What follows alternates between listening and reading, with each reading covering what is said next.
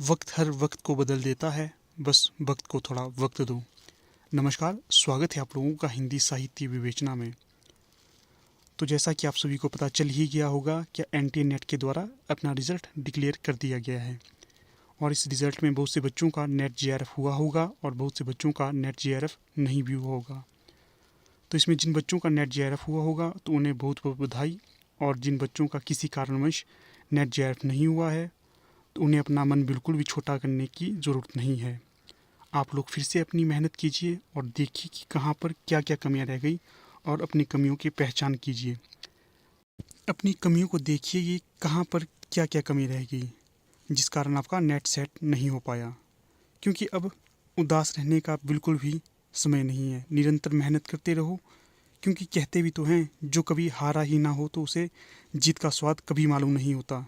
इसलिए निरंतर मेहनत करते रहो, अपने मन को स्थिर रखो और आपको एक दिन सफलता ज़रूर मिलेगी। इसी उम्मीद के साथ हम आगे वीडियो को शुरू करते हैं। गोरी सोवे सेज पर मुख पर डाले केस, चल खुसरो घर आपने रैन भई चहु देश। उपयुक्त दोहा अमीर खुसरो ने किस संदर्भ में कहा था? तो ये दो कहा था ऑप्शन सी अर्थात हज़रत निज़ामुद्दीन औलिया की मृत्यु पर। हज़रत निज़ामुद्दीन औलिया अमीर खुसरो के गुरु थे। सी सही जवाब होगा, अर्थात 3। अगला प्रश्न है, निम्नलिखित भाषाओं को विकास के उनके क्रम से व्यवस्थित कीजिए। तो जो यहाँ पर सही ऑप्शन होगा वो होगा ऑप्शन 2। तो सबसे पहले आएगा पहली प्राकृत, उसके पश्चात सौरसेनी, उसके पश्चात आएगा पूर्वी हिंदी और सबसे अंत में वर्तमान हिंदी। बी सही जवाब होगा। अगला प्रश्न है, जन्मकाल के अनुसार निम्नलिखित निबंधकारों का सही क्रम है। तो जो यहाँ पर सही क्रम होगा वो होगा ऑप्शन ए, अर्थात सबसे पहले आएंगे रामवृक्ष बेनीपुरी, उसके पश्चात नंदुलारे वाजपेयी, उसके पश्चात रामविलास शर्मा और सबसे अंत में नलिन बिलोचन शर्मा।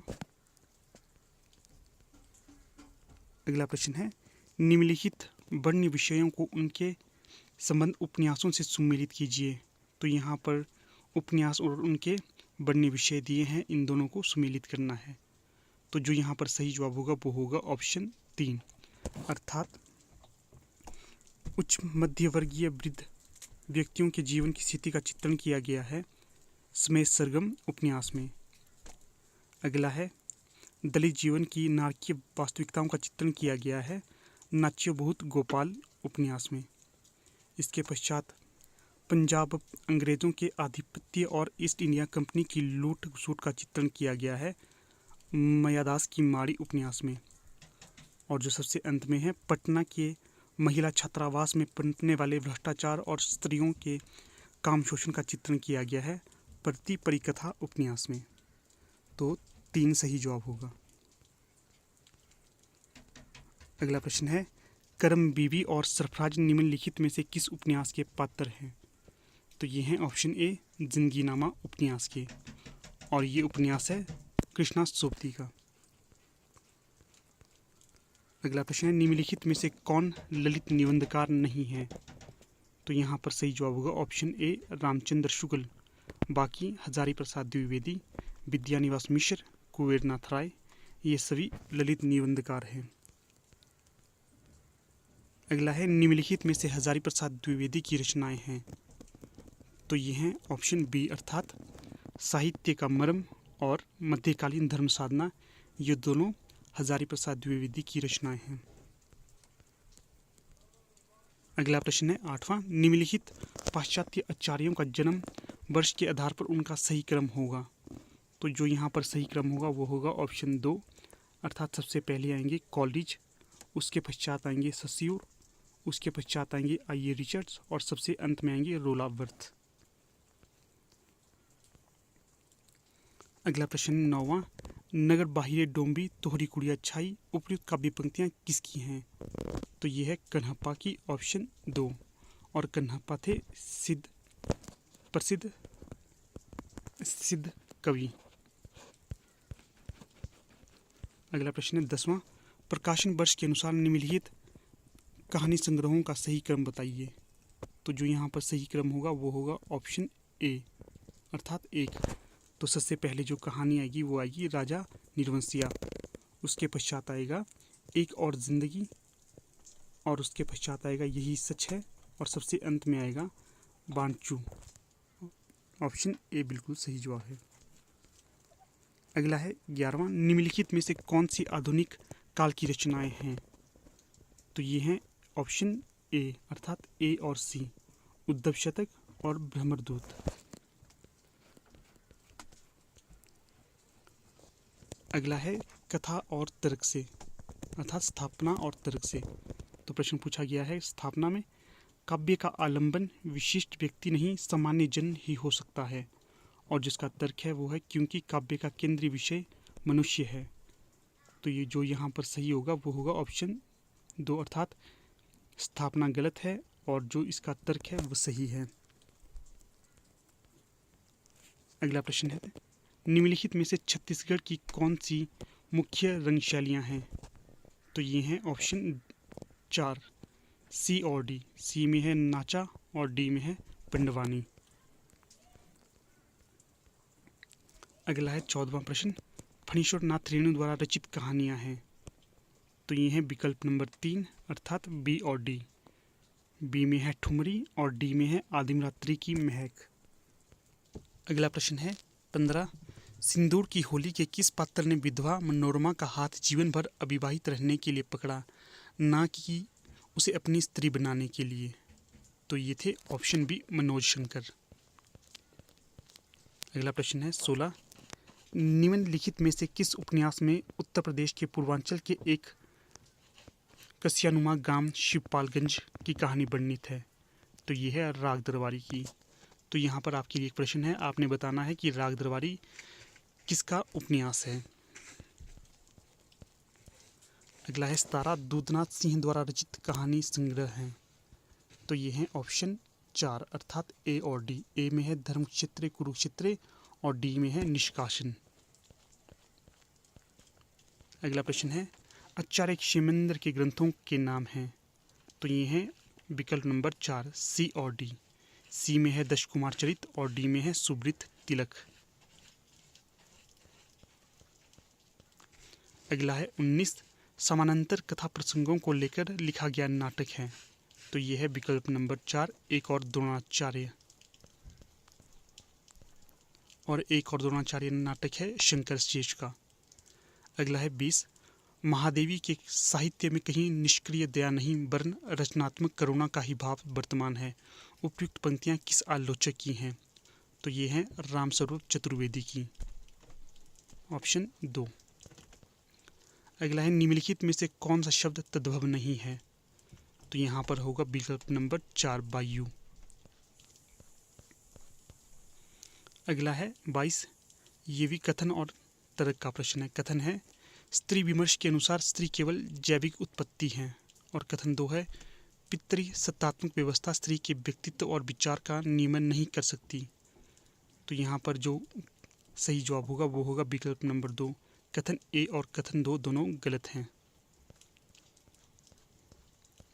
अगला है 23, निम्नलिखित कहानियों को उनके वर्ण्य विषय के साथ सम्मिलित करना है। तो जो यहाँ पर सही जवाब होगा वो होगा विकल्प नंबर 4 अर्थात वापसी कहानी का जो वर्ण्य विषय है तो वो है पारिवारिक उपेक्षा और अप्रासंगिकता। उसके पश्चात तीसरी किस्म का जो वर्ण्य विषय है वो है आंचलिक तत्व। अगला है माया दर्पण। तो माया दर्पण का वर्ण्य विषय है नारी स्वातंत्र्य। अगला है परमात्मा का कुत्ता। तो इसका जो वर्ण्य विषय है वो है नगरी जीवन की त्रासदी। तो विकल्प नंबर 4 बिल्कुल सही होगा। अगला है 24, वस्तु विकास की दृष्टि से अंधा युग के अंकों का सही क्रम होगा। तो जो यहाँ पर सही क्रम होगा वो होगा विकल्प नंबर 3 अर्थात सबसे पहले कौरव नगरी, उसके पश्चात पशु का उदय, उसके पश्चात अश्वत्थामा का अर्धसत्य, उसके पश्चात आएगा गांधारी का शाप और सबसे अंत में आएगा विजय एक क्रमिक आत्महत्या। तो जो अंधा युग नाटक है या गीति नाट्य है यह धर्मवीर की रचना। अगला है 25, यशपाल की पर्दा कहानी के पात्र हैं। तो यह है विकल्प नंबर 2 अर्थात बी और सी। बी और सी में है बबर अली खां और सी में है चौधरी पीर बख्श। अगला प्रश्न है 26, मलिक मोहम्मद जायसी की प्रेम कविता हिंदी साहित्य के विकास का काल विभाजन और नामकरण करते हुए उपयुक्त नामकरण किस साहित्य इतिहासकार ने सुझाया है? तो ये सुझाया है ऑप्शन ए अर्थात विकल्प नंबर 1 अब्राहम जॉर्ज ग्रियर्सन ने। अगला प्रश्न है 27, निम्नलिखित में से कौन सी भाषा आर्य भाषाओं के अंतर्गत नहीं आती? तो ये है अरबी, बाकी फारसी, लैटिन और यूनानी आती हैं। अगला प्रश्न है 28, स्कंदगुप्त नाटक में स्कंदगुप्त के उदासीन होने के निम्नलिखित कारणों में से कौन सा कारण सही नहीं है? तो ये है ऑप्शन 4 क्षात्रधर्म का अभाव। अगला है 29, रामचंद्र शुक्ल के अनुसार निम्नलिखित में से अमीर खुसरो के बारे में कौन सी बात सही है? तो ये होगा विकल्प नंबर 1। तो यहाँ पर है वे फारसी के बहुत अच्छे ग्रंथकार और अपने समय के नामी कवि थे, ये सही है। अगला है ये बड़े ही विनोदी, मिलनसार और सहृदय थे, तो ये भी सही है। और जो डी है इनकी पहेलियाँ और मुकरियाँ प्रसिद्ध हैं, ये भी सही है। और जो इनका सी था इनमें उक्ति वैचित्र्य का नितांत अभाव था, ये गलत होगा। तो इस कारण विकल्प नंबर ए सही है। अगला है 30, तमस उपन्यास के पात्र हैं, तो ये सही होगा विकल्प नंबर 3 अर्थात रिचर्ड और लीजा। अगला है मनु भंडारी द्वारा रचित उपन्यास नहीं है, तो जो यहाँ पर सही होगा वो होगा विकल्प नंबर 3 अर्थात सी और डी। सी और डी में है शैलूष और बसंती। जो मनु भंडारी के उपन्यास हैं वो है महाभोज और आपका बंटी। अगला प्रश्न है 32, निम्नलिखित में से स्त्री नाटककारों की कौन सी रचनाएं हैं? तो जो यहाँ पर सही विकल्प होगा वो होगा विकल्प नंबर 3 बी और डी। तो बी और डी में है बिना दीवारों का घर और डी में है नेपथ्य राग। अगला प्रश्न है 33, सूची ए में दी गई पत्रिकाओं को उनके संपादकों के साथ सम्मिलित करना है। तो जो यहाँ पर सही विकल्प होगा वो होगा विकल्प नंबर 3 अर्थात कविवचन सुधा का होगा भारतेंदु हरिश्चंद्र। अगला है हिंदी प्रदीप, तो इसका होगा बालकृष्ण भट्ट। अगला है ब्राह्मण, तो इसका होगा प्रताप नारायण मिश्र। और अंत में है सदादर्श, तो इसका होगा लाला श्रीनिवास दास। तो विकल्प नंबर 3 बिल्कुल सही है। अगला है 34, नीचे दो कथन दिए हैं, तो कथन 1 है साहित्य में लोक ही प्रमाण है। कथन 2 है लोक साहित्य की गुणवत्ता प्रमाणित करने के लिए शास्त्रीय प्रतिमानों की आवश्यकता होती है। तो जो यहाँ पर सही विकल्प होगा वो होगा विकल्प नंबर 3 अर्थात कथन 1 सत्य है किंतु कथन 2 गलत है। अगला प्रश्न है 35, रामचंद्र शुक्ल के अनुसार निम्नलिखित में से द्वाश्रय काव्य के रचयिता हैं। तो ये हैं हेमचंद्र सूरी, ऑप्शन बी। अगला है 36, निम्नलिखित में से कौन सा उत्तर आधुनिकता का तत्व नहीं है? तो ये है विकल्प नंबर 2 केंद्रवाद, बाकी विकेंद्रिता, विखंडन, स्थानीयता ये उत्तर आधुनिकता के तत्व हैं। अगला प्रश्न है 37, प्रेम मार्गी सूफी काव्य की विशेषताएं हैं। तो ये होगा विकल्प नंबर 2 अर्थात ए और सी। ए में है ईश्वर की नायिका के रूप में परिकल्पित करना और सी में है कथानक रूढ़ियों का अनिवार्य प्रयोग करना। विकल्प नंबर 2 सही है। अगला है 38, रामचरितमानस के उत्तरकांड में उन्होंने ज्ञान की अपेक्षा भक्ति को कहीं अधिक सुसाध्य और आशु फलदायिनी कहा है। ये कथन किसका है? तो ये कथन होगा आचार्य रामचंद्र शुक्ल का, ऑप्शन 3। अगला प्रश्न है 39, रघुवीर सहाय की कविता संग्रहों का प्रकाशन वर्ष के अनुसार सही क्रम होगा। तो जो विकल्प सही है वो है विकल्प नंबर 3। तो यहाँ पर सही है आत्महत्या के विरुद्ध, उसके पश्चात आएगा हंसो हंसो जल्दी हंसो, उसके पश्चात आएगा लोग भूल गए हैं और सबसे अंत में आएगा कुछ पत्ते कुछ चिट्ठियाँ। अगला प्रश्न है 40, प्रेमचंद कृत प्रायश्चित कहानी के पात्र हैं। तो ये पात्र हैं ऑप्शन ए अर्थात सुबोध चंद्र और मदारी लाल। अगला है 41, सूची 1 को सूची 2 से मिलाना है, अर्थात लेखिकाओं और उनकी कृतियों को सुमेलित करना है। तो जो यहाँ पर सही विकल्प होगा वो होगा विकल्प नंबर 2। तो जो अलमा कबूतरी रचना है तो ये है मैत्रेयी पुष्पा की। अगला है छिन्नमस्ता, तो ये रचना है प्रभा खेतान की। अगला है सूखते चिन्नार, तो ये होगी मधु कांकरिया की रचना। अगला है पारिजात, तो ये है नासिरा शर्मा की रचना। विकल्प नंबर 2 सही है।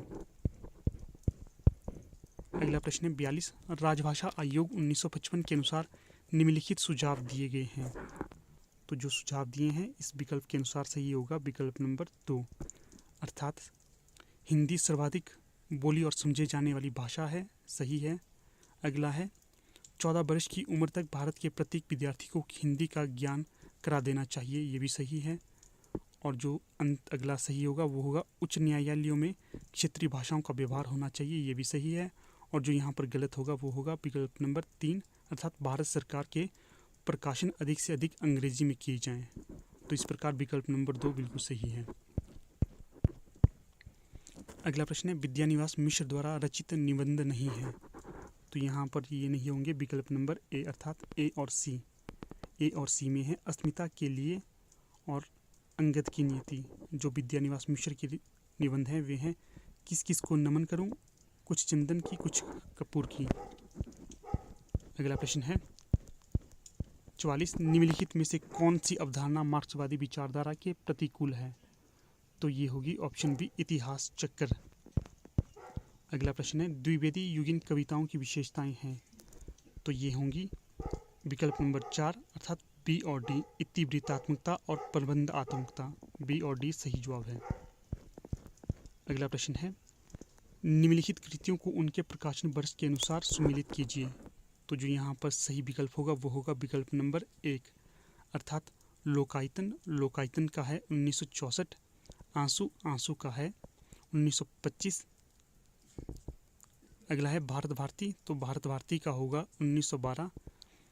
और अंतिम है चित्ररेखा, तो चित्ररेखा का होगा 1935। विकल्प नंबर ए।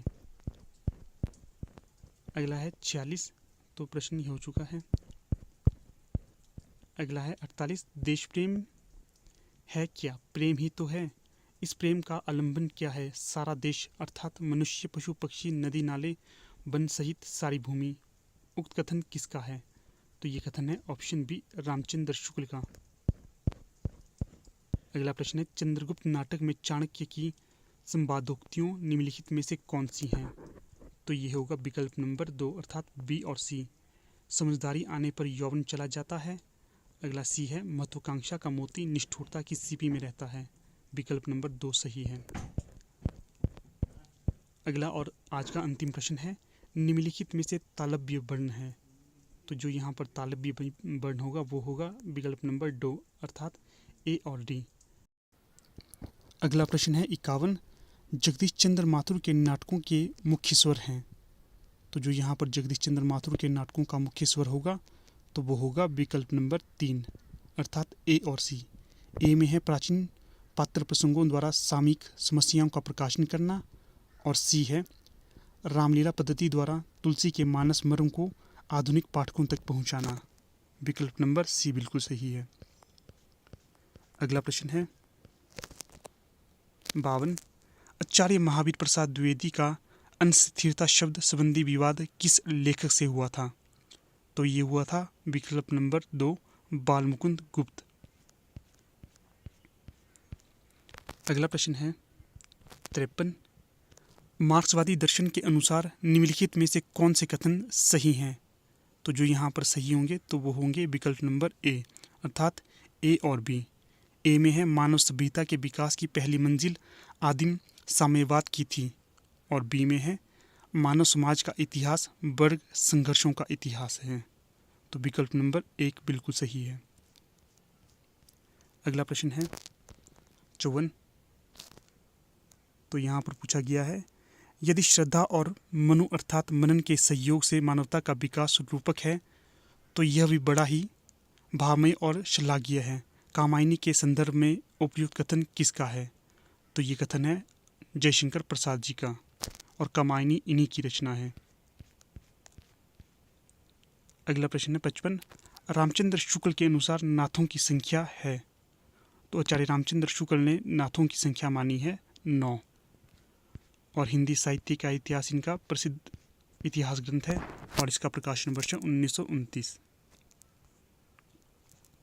अगला प्रश्न है ओ मेरे आदर्शवादी मन और मेरे सिद्धांतवादी मन, अब तक क्या किया, जीवन क्या जिया। उपयुक्त पंक्ति के आधार पर निम्नलिखित में से क्या सही नहीं होगा। तो जो यहाँ पर सही नहीं होगा तो वो होगा विकल्प नंबर 3, असमंजस की स्थिति। बाकी स्वयं से असंतुष्टि, आत्मालोचन, आत्ममंथन ये सही होंगे। अगला प्रश्न है 57। फोर्ट विलियम कॉलेज कलकत्ता के संबंध में निम्नलिखित में से कौन सा कथन सही नहीं है। तो जो यहाँ पर गलत कथन होगा तो वो होगा 3, अर्थात आधुनिक भारतीय भाषाओं की जानकारी नहीं दी जाती थी। और जो सही कथन होंगे तो ये होंगे, इस कॉलेज के प्राचार्य जॉन गिलक्राइस्ट थे। दूसरा है, इंग्लैंड से नवागत अंग्रेज अफसरों के प्रशिक्षण की व्यवस्था थी। अंतिम है, इसकी स्थापना 1800 ईस्वी में हुई थी। अगला प्रश्न है 58। निम्नलिखित में से दलित आत्मकथाएं नहीं हैं। तो जो यहाँ पर दलित आत्मकथाएं नहीं होगी तो वो है विकल्प नंबर 4, अर्थात ए और सी दलित आत्मकथाएं नहीं हैं। ए में है आज की अतीत और सी में है पानी बीच मीन प्यासी। जो यहाँ पर दलित आत्मकथाएं होंगी तो वह हैं तिरस्कृत और मेरी पत्नी और भेड़िया। अगला प्रश्न है 59। निम्नलिखित में से कौन सा कथन सही नहीं है। तो जो यहाँ पर गलत कथन होगा तो वो होगा विकल्प नंबर 4, अर्थात अरस्तु का अनुकरण सिद्धांत प्लेटो के अनुकरण सिद्धांत का अनुकरण मात्र है। तो ये गलत होगा। और जो सही विकल्प हैं वे हैं, अरस्तु का अनुकरण सिद्धांत प्लेटो के अनुकरण सिद्धांत से सर्वथा भिन्न है। तो ये सही है। अगला है, अरस्तु ने स्पष्ट कर दिया है कि कवि और चित्रकार के माध्यम अलग अलग हैं। ये भी सही है। अगला है, प्लेटो ने अनुकरण को सभी कलाओं की एकता का सामान्य आधार माना है। तो ये भी सही है। अगला प्रश्न है 60। निम्नलिखित में से कौन सा निबंध की तात्विक विशेषता नहीं है। तो ये होगा विकल्प नंबर 3, संवादात्मकता। बाकी अनुविति, विचारात्मकता, आत्मव्यंजकता ये निबंध की तात्विक विशेषताएं हैं। अगला प्रश्न है 61। भवानी प्रसाद मिश्र की कविता सतपुड़ा के जंगल में गौड़ जाति निम्नलिखित में से किसको पालती थी। तो ये होगा विकल्प नंबर ए, मुर्गे और तीतर। अगला है 62। सांप्रदायिक विद्वेष और विभाजन की त्रासदी पर आधारित उपन्यास हैं। तो जो यहाँ पर सही विकल्प होगा तो वो होगा विकल्प नंबर 4, अर्थात सी और डी। सी में है तमस और डी में है झूठा सच। अगला प्रश्न है 63। सीताहरण तात जनी कहेऊ पिता संजाई, जो मैं राम तो कुल सहित कहेही दशानन जाई। उक्त उद्धरण में कौन सी ध्वनि है। तो जो यहाँ पर ध्वनि होगी तो ये होगी विकल्प नंबर ए, अर्थांतर संक्रमित वाच्य ध्वनि है इसमें। अगला प्रश्न है, प्रकाशन वर्ष की दृष्टि से निम्नलिखित कविता संग्रहों का सही अनुक्रम होगा। तो जो यहाँ पर सही विकल्प होगा तो वो होगा विकल्प नंबर 2, अर्थात सबसे पहले आएगा परिमल, उसके पश्चात लहर, उसके पश्चात ग्राम्या और सबसे अंत में दीपशिखा। अगला प्रश्न है 65। नीचे दो कथन दिए हैं, एक है स्थापना और दूसरा है तर्क। तो स्थापना और तर्क को देखते हैं।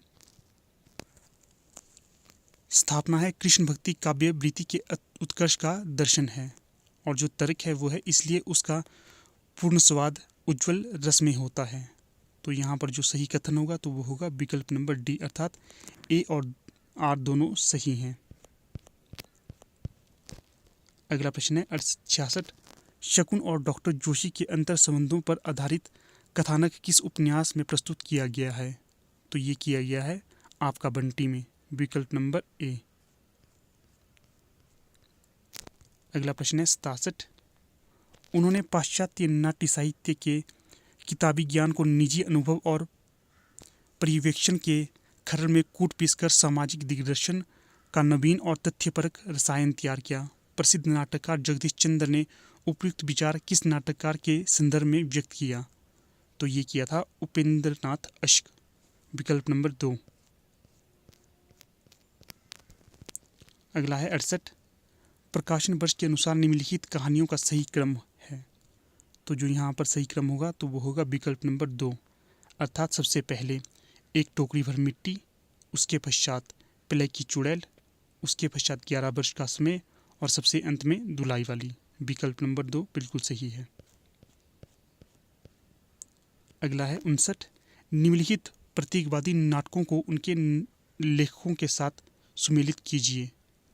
तो जो यहाँ पर सही विकल्प होगा तो वो होगा विकल्प नंबर ए, अर्थात विज्ञान गीता का होगा केशवदास, उसके पश्चात ज्योत्सना का होगा सुमित्रानंदन पंत, उसके पश्चात जो नवरस है तो इसका होगा सेठ गोविंद दास, और जो सबसे अंत में है देव माया प्रपंच तो ये होगा देव का। इस प्रकार विकल्प नंबर ए बिल्कुल सही है। अगला प्रश्न है 70, निम्नलिखित में से कौन सी रचना छायावाद की नहीं है? तो जो यहाँ पर रचना नहीं होगी छायावाद की तो वो होगा विकल्प नंबर 3, अर्थात बी और सी। बी में है पथिक और सी में है मिलन, बाकी झरना और रश्मि छायावाद की रचनाएं हैं। अगला प्रश्न है 71, निम्नलिखित में से कौन सा शब्द यौगिक है रूढ़ नहीं? तो जो यहाँ पर यौगिक शब्द होगा तो वो होगा विकल्प नंबर ए जलद, बाकी नाक कान पर ये हैं। अगला प्रश्न है 72, प्रकाशन वर्ष के अनुसार निम्नलिखित उपन्यासों का सही क्रम होगा? तो जो यहाँ पर सही क्रम होगा तो वो होगा विकल्प नंबर ए। सबसे पहले आएगा देवरानी जेठानी की कहानी, उसके पश्चात बामा शिक्षक, उसके पश्चात भाग्यवती और सबसे अंत में निस्सहाय हिंदू। अगला है 73, मानस का हंस उपन्यास के पात्र नहीं है। तो जो यहाँ पर मानस के हंस उपन्यास के पात्र नहीं होंगे तो वो होगा विकल्प नंबर 3, अर्थात बीरपाल सिंह और जहानवी, बाकी मानस के हंस के पात्र हैं। अगला प्रश्न है 74, रामचंद्र शुक्ल के अनुसार निम्नलिखित में से किस ग्रंथ में कयामत का वर्णन है? तो ये है आखिरी कलाम में। अगला प्रश्न है 75, नामवर सिंह की निम्नलिखित कृतियों को प्रकाशन वर्ष की दृष्टि से सही अनुक्रम में व्यवस्थित कीजिए। तो जो यहाँ पर सही विकल्प होगा तो वो होगा विकल्प नंबर 4, अर्थात सबसे पहले हिंदी के विकास में अपभ्रंश का योग, उसके पश्चात छायावाद, उसके पश्चात कविता के नई प्रतिमान और सबसे अंत में दूसरी परंपरा की खोज। अगला प्रश्न है, निम्नलिखित आचार्यों को उनके कालखंड के साथ सुमेलित कीजिए। तो जो यहाँ पर सही विकल्प होगा तो वो होगा विकल्प नंबर 4, अर्थात सबसे पहले ममट का होगा 11वीं सदी का उत्तरार्ध, उसके पश्चात आएगा भाम का होगा 6ठी सदी का मध्यकाल, उसके पश्चात आएगा शंकुक का होगा 9वीं सदी का आरंभ, और जो विश्वनाथ है तो इनका होगा 14वीं सदी, विकल्प नंबर डी। अगला प्रश्न है 77, निम्नलिखित रचनाकारों को उनकी रचनाओं के साथ सुमेलित कीजिए। तो जो यहाँ पर सही विकल्प होगा तो वो होगा विकल्प नंबर 2, अर्थात घनानंद का आएगा विरह लीला, उसके पश्चात जो बोधा है तो बोधा का आएगा विरह बारिश, उसके पश्चात सुदन का आएगा सुजान चरित, उसके पश्चात पद्माकर का आएगा जगत दुनियोध। तो ए बिल्कुल सही होगा, अर्थात विकल्प नंबर 2 बिल्कुल सही है। अगला प्रश्न है 78, अंधायुग के निम्नलिखित पात्रों को उनकी प्रमुख चारित्रिक विशेषताओं के साथ सुमेलित कीजिए।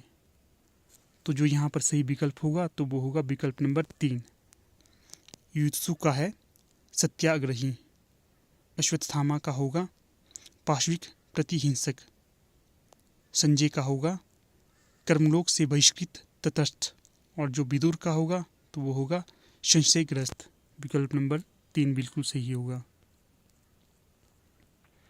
अगला है त्रिशंकु के नाटककार कौन है? तो ये हैं बृजमोहन शाह, विकल्प नंबर 2। अगला है 80, निम्नलिखित में से टी.एस. इलियट की पुस्तकें हैं, तो ये होगा विकल्प नंबर 2 अर्थात बी और डी। बी है द सेक्रेड वुड और डी है द वेस्टलैंड। अगला है 81, निम्नलिखित में से कौन सा कथन सही है, तो जो यहाँ पर सही कथन होगा तो वो होगा विकल्प नंबर 3 अर्थात कॉलेज के अनुसार किसी कृति का मूल्य उसकी कलात्मकता में ही है, उसके बाहर नहीं। तो ये कथन सही होगा, बाकी कथन गलत हैं। अगला है 82, पुनर्जागरण के संबंध में निम्नलिखित में से कौन सा कथन सही है, तो जो सही कथन होगा तो वो होगा ए अर्थात ए और डी। ए में है दो जातीय संस्कृतियों की टकराहट और डी है मनुष्य के संपूर्ण तथा संश्लिष्ट रूप की खोज की गई है। तो विकल्प नंबर ए बिल्कुल सही है। अगला प्रश्न है 83, तारीख निम्नलिखित में से किस भाषा का मूल शब्द है, तो ये है अरबी भाषा का, विकल्प नंबर 2। अगला प्रश्न है 84, आधुनिक ईरान की पृष्ठभूमि पर रक्त रंजित क्रांति का चित्रण निम्नलिखित में से किस उपन्यास में किया गया है, तो ये किया गया है 7 नदियां एक समुंदर, विकल्प नंबर 3। अगला प्रश्न है 84, तो ये प्रश्न हो चुका है। अगला है 87, सादो देखो जग बिराना, सांची कहो तो मारन धावे झूठे कहे पतियाना। हिंदू कहत है राम हमारा, मुसलमान रहमान, आपस में दो लड़े परंतु मरम कोई नहीं जाना। उपयुक्त पंक्तियों का कबीर का क्या संदेश है, उपयुक्त पंक्तियों में कबीर का संदेश है धार्मिक असहिष्णुता, विकल्प नंबर 1। अगला है 86, निम्नलिखित में से किस बिंदु पर महात्मा गांधी और डॉक्टर भीमराव अंबेडकर के बीच मतभेद था, तो ये था अलग अलग मतदाता सूची के लिए। अगला है 88, निम्नलिखित बोली वर्गों को उनके संबंध बोलियों के साथ सुमेलित कीजिए, तो जो यहाँ पर सही होगा तो वो होगा राजस्थानी का मालवी। उसके पश्चात है पश्चिमी हिंदी, तो इसका होगा कन्नौजी। फिर है पूर्वी हिंदी, तो पूर्वी हिंदी का होगा छत्तीसगढ़ी। फिर है बिहारी हिंदी, तो बिहारी हिंदी का होगा भोजपुरी, विकल्प नंबर ए बिल्कुल सही है। अगला प्रश्न है लाला ब्रजकिशोर और मुंशी चुन्नीलाल निम्नलिखित में से किस उपन्यास के पात्र हैं, तो ये हैं विकल्प नंबर डी परीक्षा गुरु उपन्यास के पात्र। अगला है 90, नीचे दो कथन दिए हैं। कथन 1 है छायावाद श्रृंगार लिप्सा का काव्य है, और कथन 2 है वस्तुतः रीतिकालीन श्रृंगार भावना ही छायावाद में अज्ञात आलंबन का आधार बनी। तो उपयुक्त कथनों के आलोक में निम्नलिखित विकल्पों में से सही उत्तर चुनें, तो जो यहाँ पर सही विकल्प होगा तो वो होगा विकल्प नंबर 2 अर्थात कथन 1 और कथन 2 दोनों गलत हैं। अगला प्रश्न दोस्तों गद्यांश से है। यहाँ पर मैं पूरा गद्यांश नहीं पढ़ूंगा, जो सही उत्तर होगा तो वो बता दूंगा। तो जो पहले का 91 का सही उत्तर होगा तो वो होगा बी अर्थात कल्पना के महत्व की प्रतिष्ठा की गई है। प्रश्न था उक्त अवतरण में मुख्य रूप से कल्पना के महत्व की प्रतिष्ठा की गई है, विकल्प नंबर 2 सही होगा। अगला है 92, प्रश्न था उसे ऐसे स्वरूप खड़े करने पड़ते हैं जिनके द्वारा रति हास शोक क्रोध घृणा आदि स्वयं अनुभव करने के कारण कवि जानता है कि श्रोता भी अनुभव करेंगे। वाक्य में प्रकारांतर से साधारणीकरण का महत्व रेखांकित किया गया है, विकल्प नंबर 2 सही है। अगला है 93, उक्त अवतरण से ध्वनित होता है, तो ये होता है लेखक रसवादी है, विकल्प नंबर 3। अगला है 94, अपनी अनुभूति की व्यापकता के कारण मनुष्य पात्र की अनुभूति को तथा उसके विषयों को अपने हृदय में रखने वाले ही ऐसे स्वरूपों को अपने मन में ला सकते हैं। वाक्य में कवि हृदय की विशिष्टता की ओर संकेत किया गया है, विकल्प नंबर 2। अगला प्रश्न है 95, उक्त अवतरण से स्थापित किया गया है कि कल्पना के बगैर साधारणीकरण संभव नहीं है। विकल्प नंबर ए सही है। अगला प्रश्न है 96। उपयुक्त अनुच्छेद के आधार पर निम्नलिखित में से साहित्य की लोकप्रियता का मूल कारण है। तो यह लाखों लाख मनुष्यों की चेतना पर आधारित है। विकल्प नंबर 2। अगला है 97। उपयुक्त अनुच्छेद के आधार पर साहित्य की श्रेष्ठता का क्या मानदंड है। तो यह है जातीय जीवन पर अखिल शक्ति की प्राणधारा से निविड़ संयोग। विकल्प नंबर डी। अगला है 98। उपयुक्त अनुच्छेद के आधार पर निम्नलिखित में से कौन सा कथन सही नहीं है। तो ये होगा विकल्प नंबर 3, अर्थात मनुष्य का समष्टि जीवन उसके व्यक्ति जीवन को सीमाबद्ध नहीं करता है। अगला है 99। उपयुक्त अनुच्छेद के आधार पर निम्नलिखित में से सर्वाधिक सार्थकता का कारण है। तो ये है जीवन को प्रगतिशील बनाना। अगला और अंतिम प्रश्न है उपयुक्त अनुच्छेद के आधार पर निम्नलिखित में से कौन सा कथन सही है। तो जो यहाँ पर सही कथन होगा तो वो होगा विकल्प नंबर 3, अर्थात साहित्य की लोकप्रियता का कारण है असंख्य जन समुदाय पर प्रभाव। तो ठीक है दोस्तों, यहाँ पर हमारी वीडियो का समापन हो जाता है। हम जल्द ही आपके साथ फिर मुलाकात करेंगे एक नई वीडियो के साथ। तब तक के लिए धन्यवाद।